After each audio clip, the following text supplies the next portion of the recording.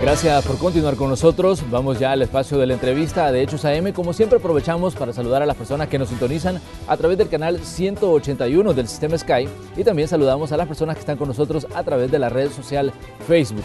Estamos ya en un día viernes, estamos cerrando una semana intensa en cuanto a informaciones. Vamos a hacer una revisión de algunos temas que consideramos son importantes y que van a continuar siendo parte de esta agenda, pero pongamos en contexto algunos de los puntos que vamos a tratar esta mañana.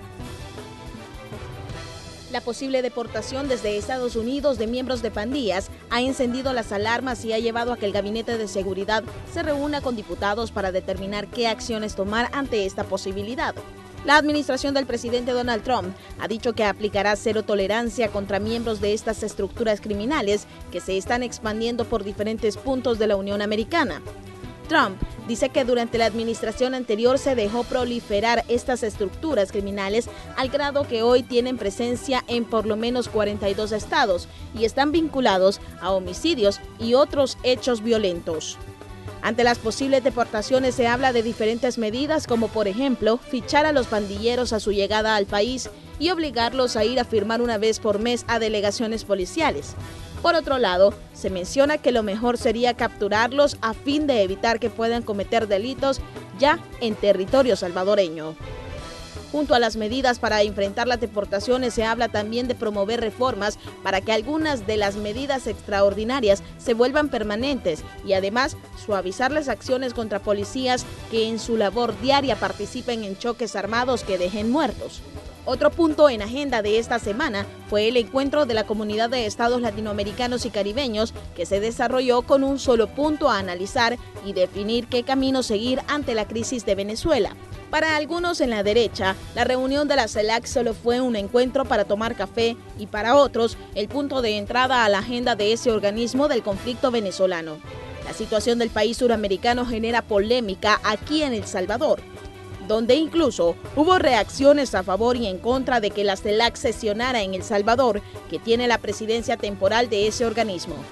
En la agenda han entrado de lleno también temas electorales. Los partidos han comenzado a barajar nombres a candidatos a alcaldes y diputados y hasta posibles aspirantes a la presidencia de la República. La situación se complica porque el Tribunal Supremo Electoral tendrá que organizar los comicios con menos presupuesto. El organismo solicitó $39 millones en la Asamblea Legislativa y se le aprobó 25 millones. Con estos temas, iniciamos la entrevista de Hechos AM en este día de análisis de los temas que han dominado la agenda periodística. Bueno, y vamos a saludar ya a nuestros invitados de esta mañana de viernes. Saludamos al doctor Félix Ulloa, miembro del Instituto de Estudios Jurídicos del Salvador. Félix, como siempre, un gusto que nos acompañe aquí en Canal 12. Gracias, Manuel, por la invitación y un saludo a la audiencia. También se encuentra con nosotros el doctor Jorge Martínez Menéndez. Doctor, bienvenido. Bueno, muchas gracias y buenos días a todos ustedes que sintonizan el Canal 12. Como decíamos, esta ha sido una semana un tanto intensa en cuanto a informaciones. Comenzamos de hecho con la celebración del Día del Trabajador, el día 1 de mayo. Vimos una actividad en la que estuvieron presentes muchos tintes políticos y donde se habló de muchos temas, un discurso del presidente de la República previo a la cumbre de la Comunidad de Estados Latinoamericanos y Caribeños aquí en El Salvador. En esa actividad también incluso la representación sindical presentó al presidente una propuesta de reforma previsional, pero hablemos un poco de lo que dijo el presidente ahí. Se enfocó una parte en Venezuela, se enfocó incluso también en hablar de medios de comunicación. ¿Cuál es la evaluación que podemos hacer desde este 1 de mayo con el que inició pues esta semana?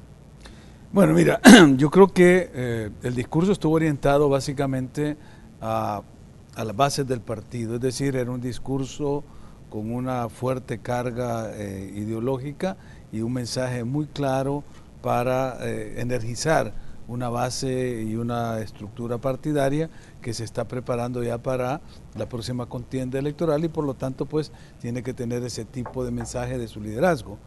Para el resto de la sociedad y para otros sectores extrañó mucho que hubiese, primero que se dieron marchas en apoyo al gobierno y otras muy críticas al gobierno. La marcha que salió de la Universidad Nacional hacia el Monumento de la Constitución, que era protestataria, y las otras marchas que iban desde el Boulevard Constitución hasta el Salvador del Mundo, que eran pues de apoyo al gobierno. Pero el mensaje al final del día tenía esos componentes que tú señalas. Por una parte, una crítica que la vimos que era muy acerba con los medios de comunicación, que solo se encargan de plantear críticas y señalar lo malo y que no reconocen la labor que está haciendo el gobierno. Yo creo que si hacemos un pequeñísimo balance, se podría decir que hay una carga crítica a la gestión de gobierno, lo cual ni es malo ni es bueno, es sencillamente lo que se está reportando de los hechos que suceden. Lo que habría que exigirle a la prensa es que sea objetivo y que sea las fuentes documentadas y la información sea sólida para que el pueblo tome confianza, porque al fin y al cabo no se trata ni de quedar bien con el gobierno ni de hacer quedar mal al gobierno, es simplemente reportar lo que sucede. Pero llamó también mucho la atención, de nuevo, la crítica hacia los Estados Unidos, justamente en momentos en que estamos ante la amenaza de una deportación masiva que se ha anunciado y especialmente de personas vinculadas a las pandillas. Específicamente el presidente Trump mencionó a la M13 y también en un momento en que El Salvador está en una difícil situación de cumplimiento de los 16 requisitos para recibir la ayuda esta de la Alianza para la Prosperidad, que la embajadora se ha encargado de insistir en eso. Y de hecho, Félix, ya se anuncia un recorte de 91 millones de dólares en la cooperación para la región centroamericana, y yo creo que eso también nos dice algo. Aunque bueno, por ejemplo, el secretario de Comunicaciones de la presidencia, él decía que esto puede ser producto de la misma, digamos, cambios en la política norteamericana con la llegada de la administración Trump. Pero recordemos que ya se venía anunciando que la cooperación pues no iba a ser igual, y sobre todo en situaciones como las que se han dado, la controversia de lo que pasó con Venezuela en la Organización de Estados Americanos, las constantes críticas en cuanto a la lucha contra la corrupción, el señalamiento directo digamos, de senadores de Estados Unidos a personas que están pues aquí en El Salvador y que han sido señaladas en determinado momento. Esto puede influir también en esos recortes, ¿no? Sí, creo que prácticamente es el 12% lo que se ha recortado, y por otra parte se han indicado cuáles son esos pilares dentro del convenio que están dentro de la legislación norteamericana, porque yo creo que la explicación de que el cambio de administración no deja de ser un poco ligera, porque la administración no puede cambiar las reglas del juego de la cooperación cuando esta ya ha pasado por el Congreso y es parte, pues es una ley en los Estados Unidos. Lo que sí puede hacer la administración es ir controlando el cumplimiento, la ejecución de los programas y el cumplimiento de los prerequisitos, y creo que estamos fallando en más de alguno, porque por ejemplo uno de los en los cuales se hace más énfasis es en cómo mantener controlada la migración forzada que se hace hacia Estados Unidos, cómo se informa a la población de los riesgos y por qué, y desestimular esa migración forzada hacia Estados Unidos.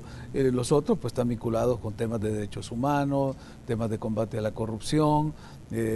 Ahí son 16, no los vamos a mencionar todos, pero estamos en déficit de cumplimiento en algunos de ellos y el resultado es ese. Pueden venir esos recortes no por el cambio de administración, sino por la falta de cumplimiento de los destinatarios de esos fondos. Así que, sí, como tú decías, empezamos la semana con este discurso 1 de mayo, con estas marchas de los sectores sindicales, y la estamos terminando con la noticia pues de que a este día tenemos prácticamente, creo que eran 398 exmiembros de pandillas que han llegado al país en este periodo, en este primer trimestre del año, y eso ya es un punto de alarma, porque son casi 100 pandilleros mensuales que nos están enviando de Estados Unidos, y eso, de la situación de fragilidad que tenemos en el tema de seguridad ciudadana y de seguridad pública, viene a ser un agravante, el cual creo yo pues que ya se le está dando tratamiento. Hubo una reunión hace 2 días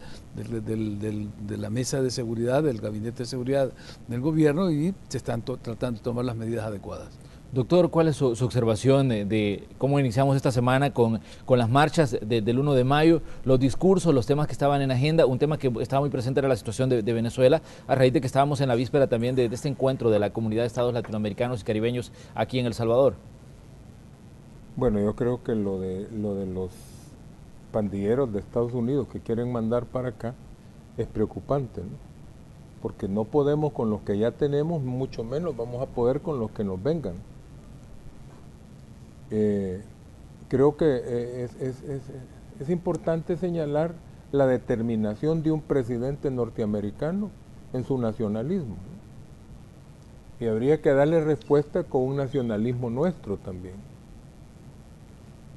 Pero los salvadoreños, como que tenemos un grillete mental, y no me quiero referir solo a quienes nos gobiernan actualmente, sino que no hemos podido darle solución a los problemas. Tenemos un problema de solución de conflictos, porque los conflictos los abordamos y lo único que sabemos es que se gastaron cifras presupuestarias, pero no se consiguió absolutamente nada. ¿Cuánto tiempo hace que se está combatiendo a las pandillas? Mano dura, mano súper dura, y ahora la real mano dura, y el problema no se resuelve. Pero eso no significa que no tiene solución el problema, sino que hacen falta las mentes creativas que busquen soluciones a los problemas. Y a veces esa gente que tiene esa mente creativa, que son gente muy inteligentes, en otras partes los valoran mucho, porque tienen ideas, a veces soluciones fáciles a problemas que parecen muy complejos. Yo les voy a contar algo que sucedió conmigo hace muchos años. Mis hijas mayores, solo tenía esas dos hijas. Una tenía 7 años y la otra 3 años. Les estaba explicando yo lo del arca de Noé, que como estaban pequeñitas, y eso es muy rico en imágenes, y la mayorcita se me queda viendo y me dice: papá, ¿y cómo le hizo Noé para meter al arca esos animales tan feroces y tan grandes? ¿Cómo hizo para que no se lo comieran? Y la pequeñita, que solo tenía 3 años, se me queda viendo con una sonrisa de satisfacción y me dice: bien fácil, ¿verdad, papá? Claro, yo no hallaba fácil la respuesta, pero yo le vaya, explíquele a su hermana, a usted. Y le dice: Georgina, le dice, Noé los agarró tiernitos. Fíjense bien. Posiblemente, a lo mejor eso hizo Noé también. Pero esas mentes así, imagínense a un problema. Un día hablaba con uno quizás el más grande teólogo evangélico que ha producido el país, el doctor Emilio Antonio Núñez, que es el traductor de la Biblia de estudio Scofield al castellano. Y le contaba yo esta historia y me decía: estoy sorprendido, jamás se me hubiera ocurrido eso a mí.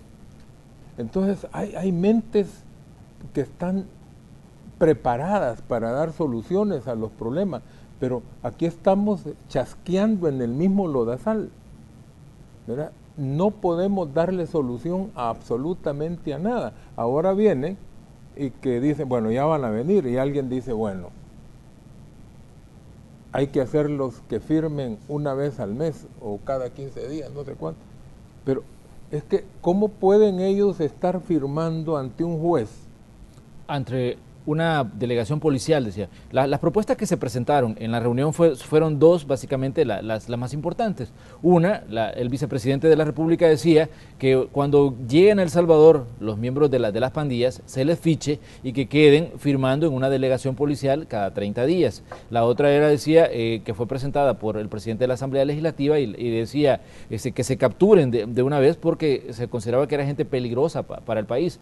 Pero, ¿qué piensa usted de las propuestas en sí? Bueno, no tenemos una ley de peligrosidad como la hubo en un tiempo. Primero, no se pueden estar presentando a un cuerpo de seguridad porque no existe un asidero legal.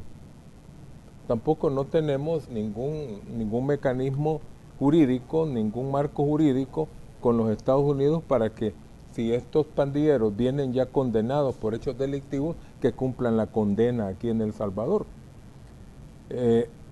No hay un asidero legal para que ellos tengan que estarse presentando a un cuerpo de seguridad periódicamente.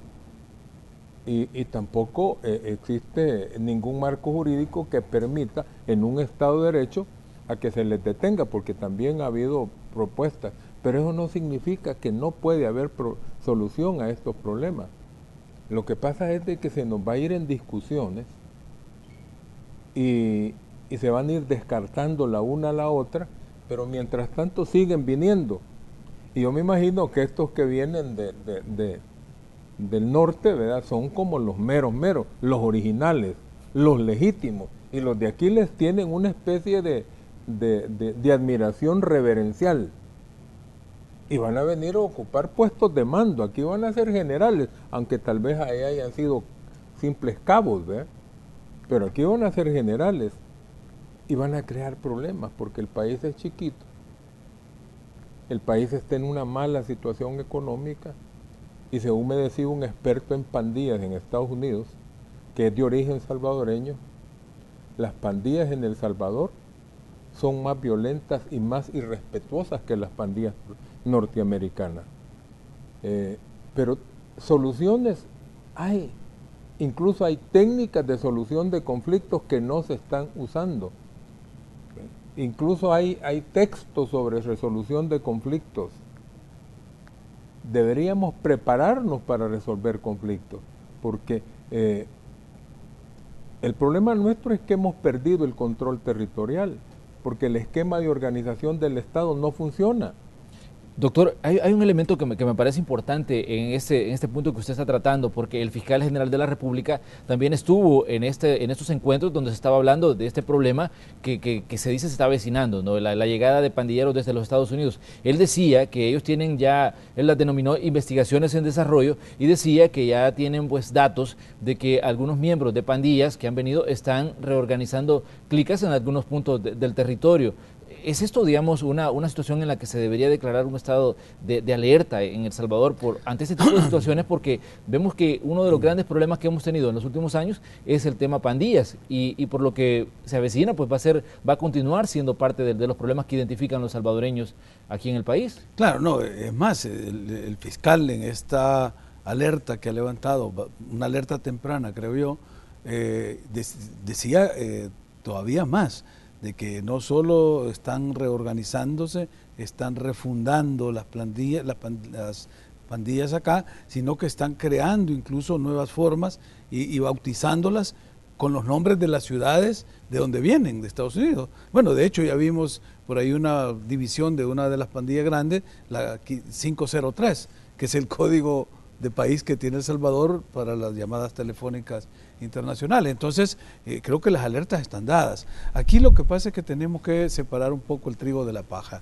En los deportados que están viniendo, que siguen siendo centenares cada día, vienen colados algunos de los pandilleros o vinculados a pandillas. Y decía yo, pues en el último informe que yo escuché, estamos hablando casi de 400 en lo que va del año. Esto es alarmante. ¿Qué hacer? No con el deportado que viene, que regresa al país derrotado después de haberse aventurado a ir a buscar nuevos horizontes, y que el país debe darle un tratamiento. El programa creo que tiene años de llamarse Bienvenido a Casa, pero no es más que una recepción in situ en el aeropuerto, y no hay programas de reinserción ni de tratamiento a toda la acumulación que ellos traen. Es personal, ya es mano de obra calificada incluso la que nos viene. Claro, por ahí viene colado alguno que otro delincuente que ha sido procesado en Estados Unidos, o que tiene causas pendientes con la justicia, o que está cumpliendo una pena, porque eso es la amenaza que hemos recibido ahora de parte del fiscal de Session, de decir, incluso los que están pagando condenas allá, pues ya tienen juicios en los cuales fueron condenados, que vengan a terminar de pagar la pena a El Salvador. Esto, como decía Jorge, requiere de un marco normativo que permita legalmente esta situación, y creo que ahí es donde está el quid del problema. Lo estamos viendo a nivel operativo, y qué hacer con ellos, que si se registra, que si se hace una base de datos, que si se les mete preso, pero aquí queremos funcionar como un Estado de Derecho, y por lo tanto hay que respetar principios, valores, ¿verdad? De hecho ellos, aunque sean delincuentes, tienen derechos, y hay la presunción de inocencia, por ejemplo, el derecho de defensa, no se les puede violentar si no hay un marco normativo. ¿Y qué es ese marco normativo? Sería un convenio de homologación de estatus jurídicos, porque si una persona cometió un delito allá, ha sido condenado allá y viene al territorio nacional y aquí no tiene ningún delito, no se le puede ni capturar, ni privar de libertad, ni mucho menos. Pero si se homologan los estatus... Félix, doctor, se debería aplicar una especie de cero tolerancia como lo que anunció Donald Trump, porque él dijo claramente, vamos a aplicar pues, una política de cero tolerancia con miembros de la estructura de esta Mara Salvatrucha, que él la nombró con nombre y apellido. No, y es que estamos por cero tolerancia, si no estamos queriendo apañar delincuentes, pero lo que queremos decir es démosles el tratamiento conforme la legalidad, porque si no, el Estado es el que cae en la violación y empieza entonces, y con toda razón, la Procuraduría para la Defensa de los Derechos Humanos, los organismos internacionales que vigilan el cumplimiento de derechos humanos, a señalar al Estado, a la policía, al ejército, como violadores de derechos humanos. Y eso es lo que hay que evitar. O sea que en el combate al delito no hay que caer y que el protector de la sociedad se convierta en el que comete otro tipo de delitos. Por eso yo creo que crear el marco jurídico necesario para este tratamiento es lo que se impone, y eso es una labor de la Asamblea Legislativa, cómo regular ya esta situación, es decir, la persona y luego a través de la Cancillería, de la Corte Suprema, crear un mecanismo de homologación de situaciones para que una persona que ha sido condenada ya y que tenga un proceso de cumplimiento de pena y viene acá, pueda ser internada inmediatamente en un centro penitenciario porque hay esa homologación, pero simplemente porque ya estaba cumpliendo una pena y viene acá, lo vamos a meter preso, tampoco, estaríamos cayendo en una violación de nuestros principios constitucionales, pero tampoco podemos permitir que vengan personas criminales o que han sido condenados y que aquí gozan de libertad. Entonces nos convertiríamos en un paraíso de los delincuentes que son condenados a otra parte. El Estado necesita crear ese espacio, ese mecanismo legal para darle tratamiento a este tipo de deportaciones que nos van a venir. Y esa homologación le interesa también a los Estados Unidos, porque esta gente sí ha viajado a Estados Unidos como ilegales. Y son gente que ya conocen las rutas, que ya conocen cómo se vive allá. Aunque si hayan cometido delitos y los tienen presos y los mandan para acá, estos se van a ir de regreso. Ya conocen por dónde se llega a los Estados Unidos de ilegales. Si todos los días hay gente que va a Estados Unidos, todavía se sigue yendo la gente de aquí para los Estados Unidos. Y gente que no tiene la experiencia de estos pandilleros. Así que si los mandan así nomás, que sepan que les van a llegar de regreso y ya en libertad, ¿no?, a territorios de los Estados Unidos. Entonces, esa es una situación que conviene a ambos estados, tanto a los Estados Unidos como a El Salvador, de crear esa homologación, como ha mencionado Félix, para que el que tiene una pena impuesta en Estados Unidos pueda cumplirla acá, ¿verdad? Pero de lo contrario, estos se van a ir de regreso. Vamos a hacer una pequeña pausa, pero ya regresamos con más temas que están dominando las agendas periodísticas y vamos a conocer el punto de vista de nuestros invitados esta mañana de viernes. Regresamos. Gracias por continuar con nosotros. Esta mañana tenemos como invitados al doctor Félix Ulloa y al doctor Jorge Martínez Menéndez y estamos hablando de los temas que han dominado esta semana la agenda nacional. Uno de ellos, la amenaza que existe de deportación de pandilleros desde los Estados Unidos. Se habla de deportaciones masivas, pero estas deportaciones han estado ocurriendo durante todo el año. Y ya bien lo mencionaba el doctor Félix Ulloa, que son alrededor de 400 miembros de estas estructuras criminales que ya se encuentran en territorio salvadoreño. Al menos eso es lo que se ha dicho a nivel formal de los datos que están manejando a nivel de las instituciones. Sí. Pero hay un dato que me parece también a mí que tenemos que poner sobre la mesa. En Estados Unidos este tema de las pandillas ya es emergente. Ciudades como Nueva York han, digamos, dedicado parte de sus fuerzas de seguridad a combatir este problema. De hecho, teníamos reportes esta semana de asesinatos cometidos por miembros de la Mara Salvatrucha. Yo creo que es importante que dimensionemos el tema porque parece que por momentos se va mucho en discutir, pero no se está dimensionando el problema que se está viniendo en cuanto a seguridad otra vez para El Salvador. Bueno, mira, en efecto, yo creo que Estados Unidos lo que ha visto ya al palpar en la sociedad norteamericana el accionar de estas estructuras delincuenciales es simplemente expulsarlos, sacarlos. y mandarnos el problema a nosotros. El problema es cómo nosotros abordamos esto. Por suerte, esta semana hubo esa reunión del Gabinete de Seguridad, salieron estas propuestas que son casi un refrito de lo que ya venimos haciendo. Es decir, al tener una base de datos, si aquí ya hubo un registro de pandilleros, es decir, ya en los gobiernos anteriores se hicieron esas listas, se compartían esas listas con las estructuras, con el FBI, con los Estados Unidos, y eso permitió que hubiera más efectividad en el combate a estas estructuras criminales. Ahora bien, tener esa base de datos, tener ese registro es importante, pero ¿de qué nos sirve si sabemos, y lo saben en las comunidades, quiénes son los pandilleros que están acá? No los que van a venir, los que ya están acá. Toda la comunidad sabe quién es el palabrero, quién es el que va a cobrar la renta, quién es el jefe de la clica, y lo sabe la policía, pero no hacen nada, y si hacen algo, es decir, los capturan y a los 2 días ya están de regreso. Entonces, mientras no tengamos aquí una forma más eficiente de ese combate a estas estructuras en el país, lo que viene es simplemente a ser un agravante. Ahora, ¿cómo combatimos ese agravante? También porque es una sobredosis de problema, y ya estábamos planteándolo.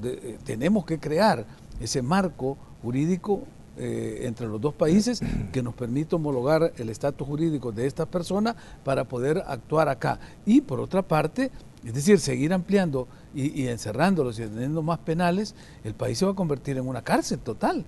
Yo me acuerdo en los tiempos del doctor Carrero Sol, decía que soñaba con que el Salvador fuera un gran supermercado o una gran maquila. Ahora lo que estamos viendo es que El Salvador va a ser una gran cárcel.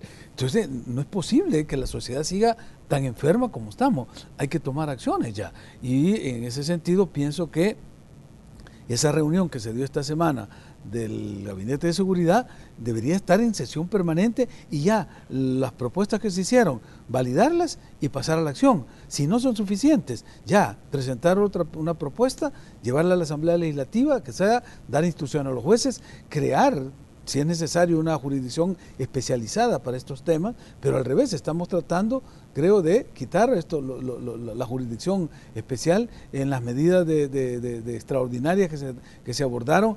Hay también que hacer un ajuste para ver cómo se van adecuando, porque el reporte que nos dan las autoridades, y yo no tengo duda de que son ciertos, es que ha bajado el índice de homicidio, que se ha bajado el índice de secuestros, que esta semana se va contra las extorsiones, pero el tema no es seguir abriendo más cárceles y llegar a tener el país por cárcel y tener la mitad de la población dentro de la cárcel. La solución está cómo combatís la esencia del problema, y la esencia tiene que ver con la estructura económico-social del país.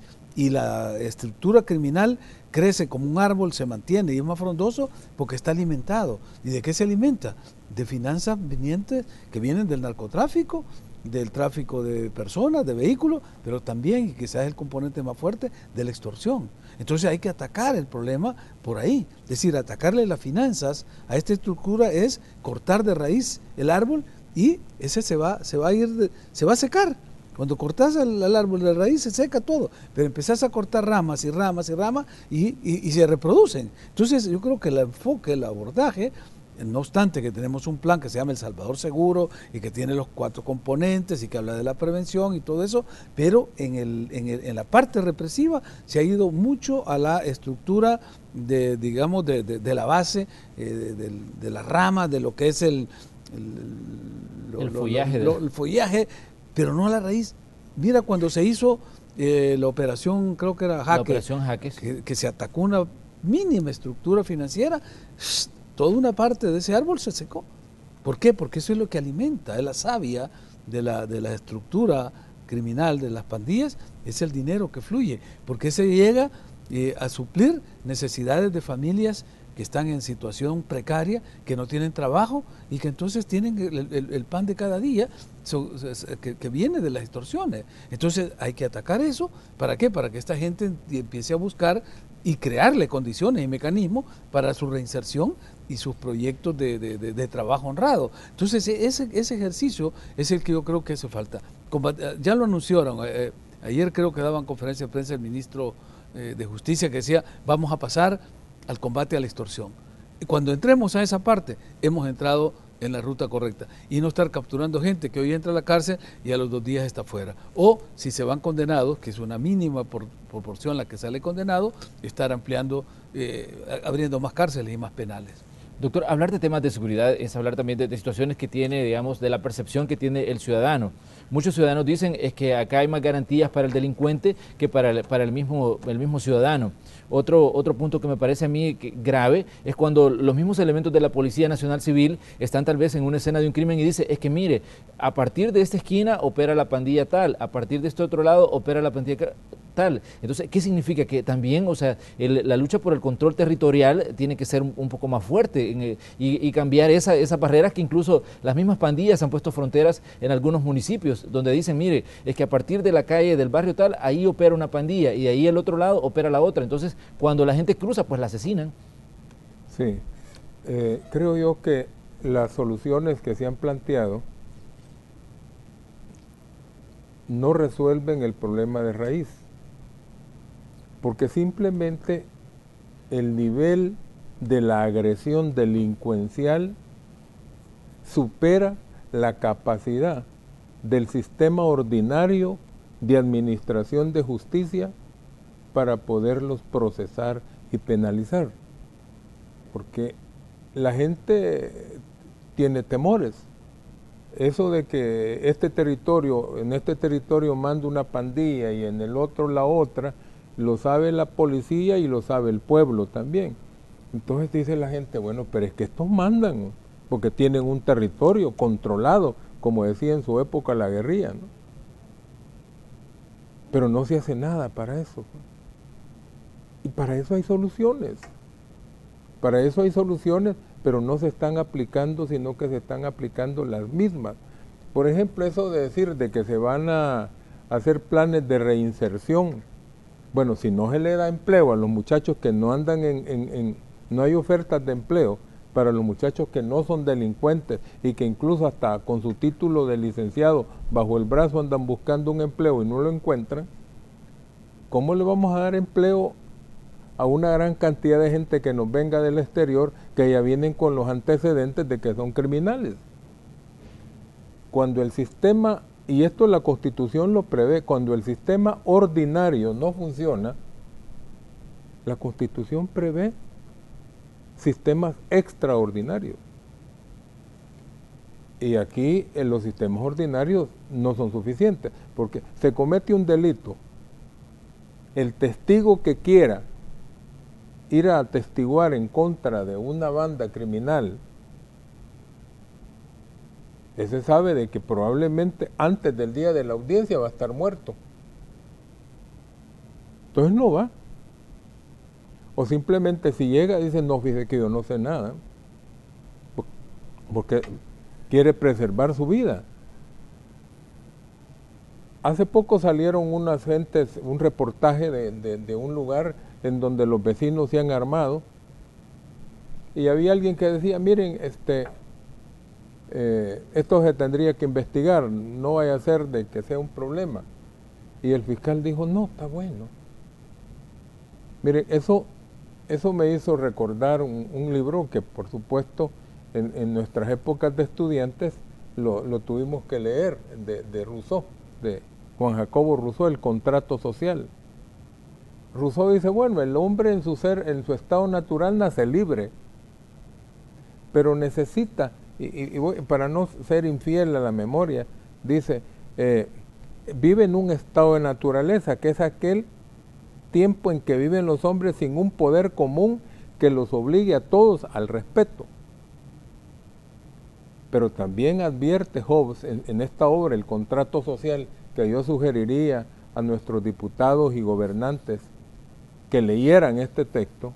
Lo que dice Rousseau es que cuando ese poder común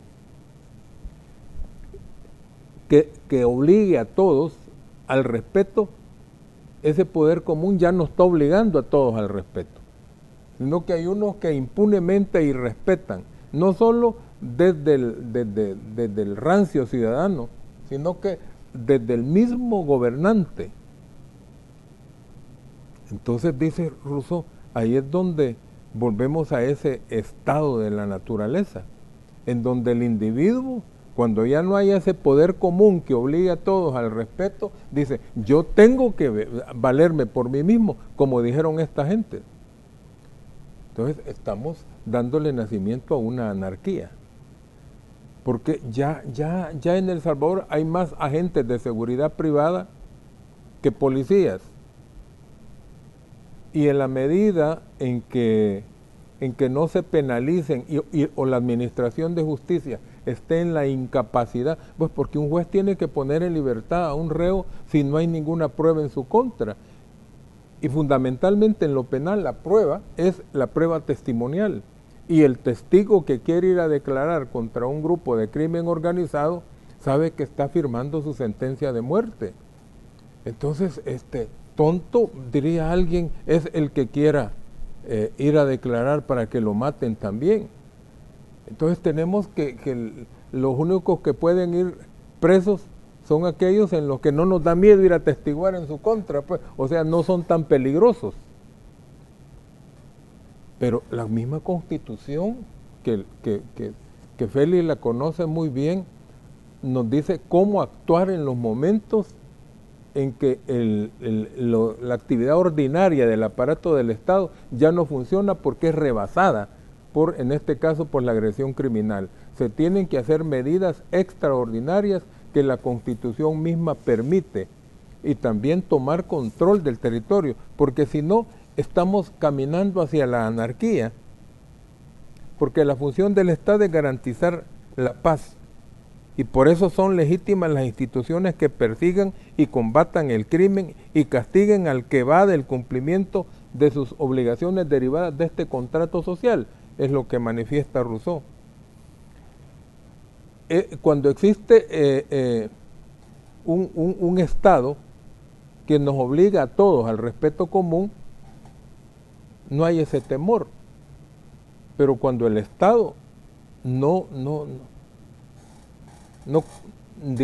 protege el respeto que como individuos merecemos, vamos camino a la anarquía y todos nos volvemos temerosos.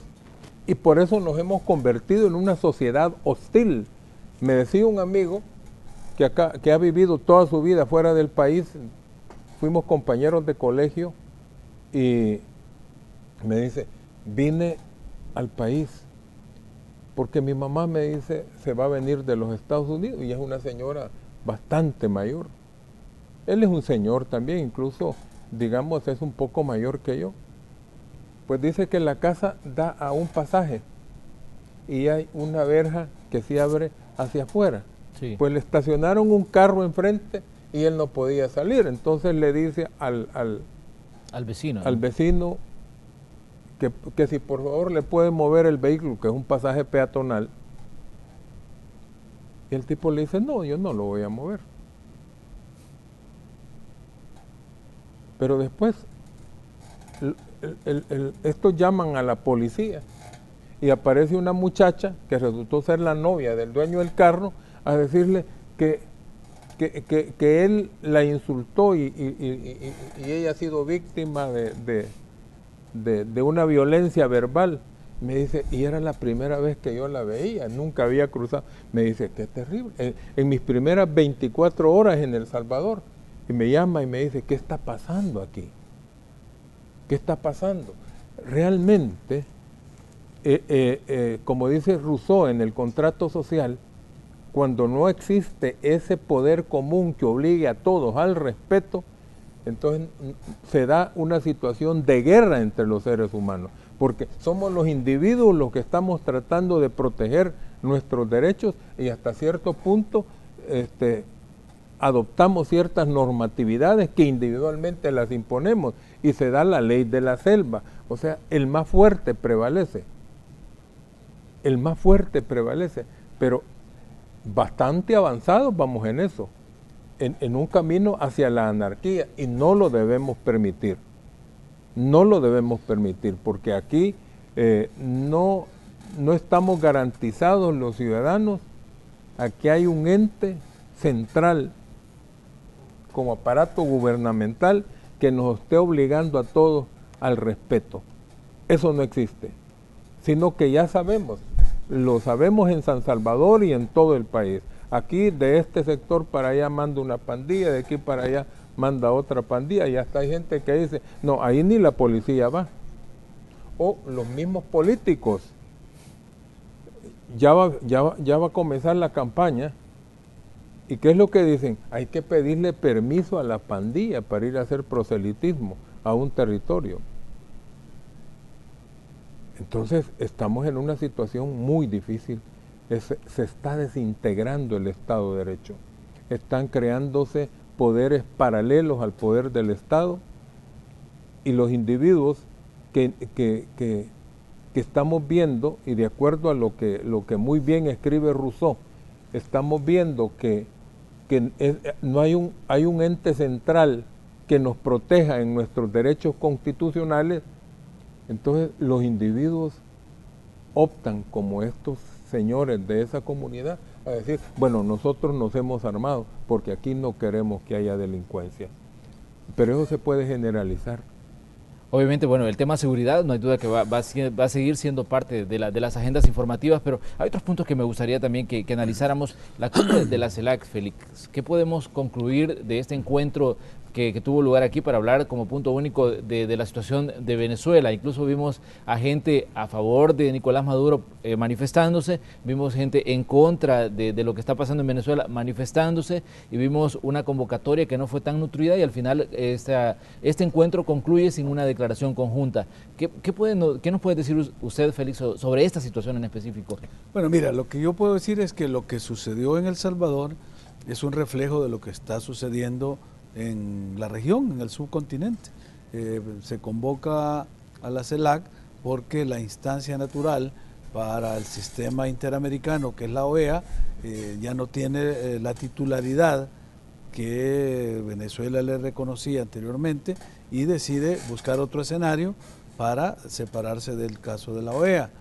¿Es un escenario legítimo? Sí, la CELAC es una comunidad de naciones latinoamericanas y del Caribe que surge a partir de dos iniciativas preexistentes, que era el Grupo de Río y la CLAC, que era la Comunidad Latinoamericana y Caribeña, y se crea la CELAC sin Estados Unidos ni Canadá, o sea, la comunidad latinoamericana dejando fuera a la América anglosajona.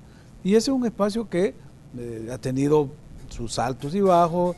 Nació creo que allá en el 2010, tuvo la presidencia de Chile, luego Cuba, Ecuador, Costa Rica, Dominicana, y ahora nos toca la presidencia pro tempore.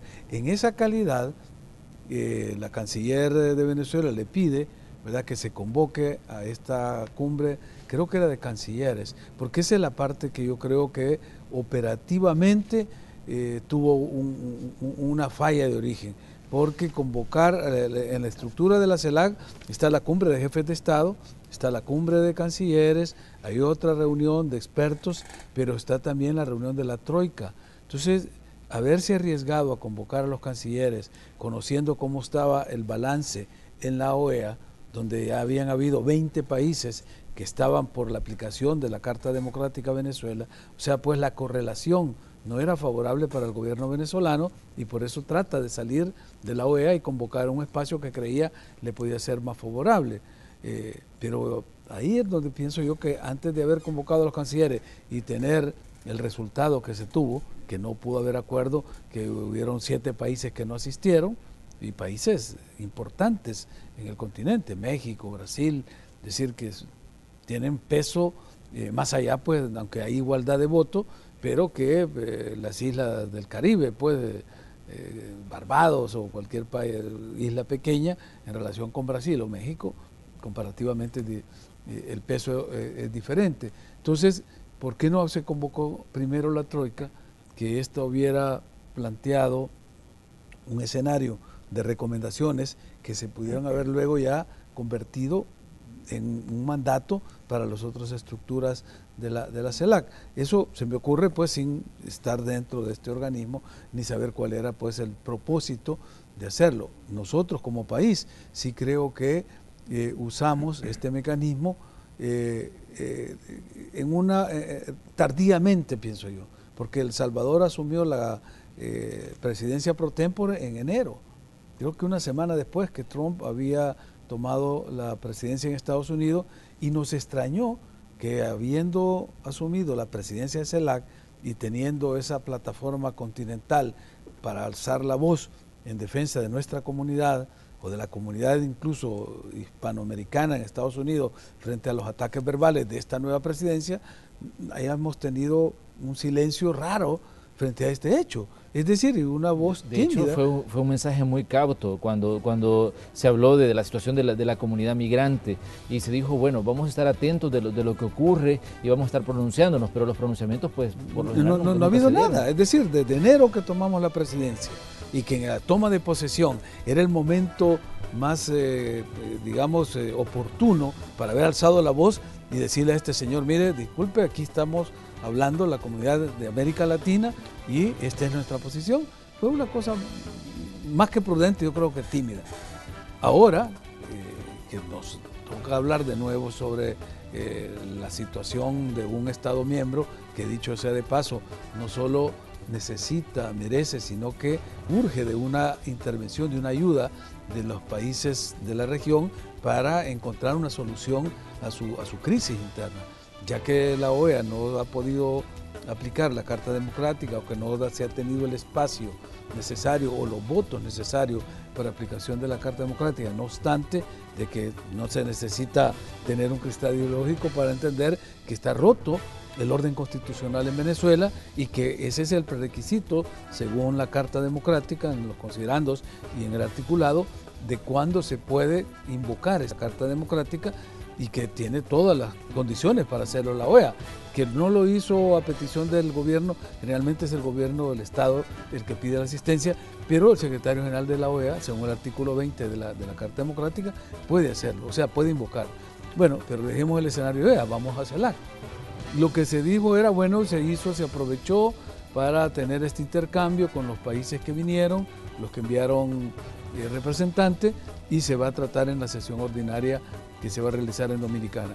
Esperemos por el bienestar del pueblo venezolano que se encuentre una solución a este conflicto que ya tiene una cuota de sangre muy importante, ya van más de 20 muertos en las protestas y en los enfrentamientos callejeros y todos los países debemos de contribuir a buscar una solución para eso. Lo que no debemos de hacer es asumirlo nosotros como parte de nuestro debate interno, porque eso sí nos va a generar más división, más confrontación, más polarización que la que los propios problemas nuestros nos generan. Hay países en los cuales el tema venezolano es mucho más urgente de ser tratado, porque solo para mencionar un caso, Panamá, el 3% de la población panameña, o sea, de todos los habitantes de mar, ya son venezolanos que han emigrado. En Colombia, en República Dominicana, en Brasil. Es decir, ya el problema está convirtiéndose en un foco de inestabilidad regional y que está afectando a las naciones vecinas a Venezuela. Nosotros todavía no hemos tenido ese flujo migratorio, pero hemos adoptado el problema desde una perspectiva ideológica y política, y eso es lo que debemos de evitar para poder dar una contribución más eficiente desde la experiencia de la negociación, del diálogo que nosotros tuvimos durante la época del conflicto. Vamos a hacer una pequeña pausa. Al regresar vamos a conocer el comentario del doctor Jorge Martínez sobre este tema que estamos tratando. Les invitamos a que sigan con nosotros. Esta es la entrevista de Hechos AM. Bueno, gracias por continuar con nosotros. Doctor, estamos pendientes de su comentario respecto a lo que estamos hablando, el tema Venezuela, el impacto que ha tenido en las agendas nacionales y la situación que sigue agravándose en ese país cada día. Sí, la situación de Venezuela es una situación muy difícil. Es un país como de unos 30 millones de habitantes, tendrá como unos 18 millones quizás o 19 millones de electores registrados para votar, pero no sé exactamente qué porcentaje de los venezolanos votan. Pero resulta que los gobiernos, desde el presidente Chávez hasta Maduro, han subsidiado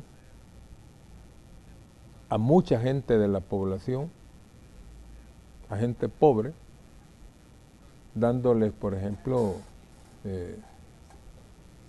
sueldo, como jubilaciones a los que no tenían derecho a jubilación, y saber cuántos cientos de miles o millones estarán recibiendo eso. Se dice que han construido 1.600.000 viviendas populares. Se dice que en los años del chavismo se ha duplicado el número de empleados públicos, que eran como 1.250.000 y ahora son 2.600.000. Cuando esa situación se da, toda esta gente que ha recibido esos beneficios o prebendas son fieles al sistema y van a defender el sistema para no perder esos privilegios, y vamos a tener una población dividida. Y sobre todo de que en Venezuela el chavismo llegó por el descalabro de la derecha, y ahora supone que esa derecha que llevó a Venezuela al Caracazo ahora quiere regresar al poder por el otro Caracazo que está sucediendo con el chavismo, ¿no? Doctor, pero una pregunta... La pregunta es, ¿hasta dónde va a seguir ese sub y baja? Y permítame hacer un parangón con lo que sucede aquí en nuestro país. Las mismas estrategias se están aplicando aquí. El faro aquel es el faro de aquí, como alguien dijo, ¿no? ¿Cuánta gente están recibiendo compensaciones económicas? Yo me acuerdo de aquella publicidad de un señor que decía, vamos a llorar cuando se vaya el presidente Funes, porque ya nos van a dar los $50, creo que era, al mes, ¿verdad? Y que la señora, la anciana esposa decía, ahora parecemos ricos, ¿verdad? Por los $50. ¿Cuánta gente estará recibiendo eso? Que los útiles, que esto, esas son medidas que no promueven desarrollo, sino que generan dependencia. Pero ¿cuántas personas de esas van a ser fieles para no perder sus privilegios aquí? ¿O ustedes creen que esos 45,000 o más empleados públicos que se han contratado en los gobiernos del FMLN, ellos van a ir a ser leales, porque va a venir otro partido para despedir? Entonces tenemos una situación muy similar, ¿no? Incluso el descapitalizar el Estado para crear ese clientelismo, generando empleo o regalando, a lo mejor sí se satisfacen necesidades, pero se destroza la economía del Estado. Entonces nadie puede dar lo que no tiene, pero la situación es similar. Entonces aquí, por ejemplo, el partido de gobierno, pese a que muchos dicen, no, el partido es un partido que ha gobernado mal. Pues sí, pero hay un montón de gente que dice, yo he recibido beneficios. Doctor, la pregunta que yo le quería hacer, y bueno, creo que con esto vamos a cerrar, es ¿qué tanto debe seguir El Salvador dando ese apoyo incondicional a Venezuela? Porque lo hemos visto, el presidente de la República dijo, vamos a hacer que prevalezca la ley en Venezuela, lo dijo en el discurso del 1 de mayo, hemos escuchado a muchos funcionarios del gobierno hablar sobre la situación venezolana, vimos cómo hubo un encuentro incluso con la canciller venezolana Delcy Rodríguez, donde le hablaban del apoyo que le están dando y el agradecimiento que tienen ellos a este país. ¿Qué tanto debe ser ese apoyo, Félix? Bueno, mira, no puedes esperar otra cosa, es decir, hay lealtades que hay que honrar. El gobierno del FMLN, desde que estaba en los gobiernos locales, empezó a través del proyecto de ALBA a recibir beneficios económicos que se han traducido en algunos casos en programas sociales, en otros casos han enriquecido algunas fortunas privadas, pero de todas maneras hay una afinidad ideológica y una lealtad política. Entonces no se puede esperar otra cosa. Es decir, creer que este gobierno va a adoptar una posición similar a la de países como Brasil o México, estamos perdidos. Lo que se debe de encauzar y lo que sí nosotros como salvadoreños debemos de exigir de este gobierno, que trascienda el compromiso ideológico, político, y pase a ser parte del concierto de naciones que están viendo una crisis en un estado hermano de la comunidad latinoamericana y de sus mejores aportes. Creo que el canciller ha tratado de salir de ese esquema ideológico y plantear y asociarse a las políticas como la del Papa y la de otros organismos que dicen busquemos un diálogo honesto, transparente, que le permita a ese país salir de la crisis y como él dijo, el diálogo no se puede hacer excluyendo al gobierno ni excluyendo a la oposición. Entonces creemos las condiciones, ahora que tenemos la posibilidad desde la presidencia pro tempore de la CELAC, de que ese diálogo sea sincero y no los ejercicios fallidos que ya hubieron con los 3 expresidentes de España, Dominicana y Panamá, o el diálogo fallido propuesto por la OEA. A lo mejor desde la CELAC hay más confianza de parte del gobierno del presidente Maduro, y lo que habría que crearle es las condiciones para que la oposición también se sienta confortable y a partir de ahí generar condiciones para un diálogo honesto y sincero. Doctor, con su conclusión terminamos el programa de hoy.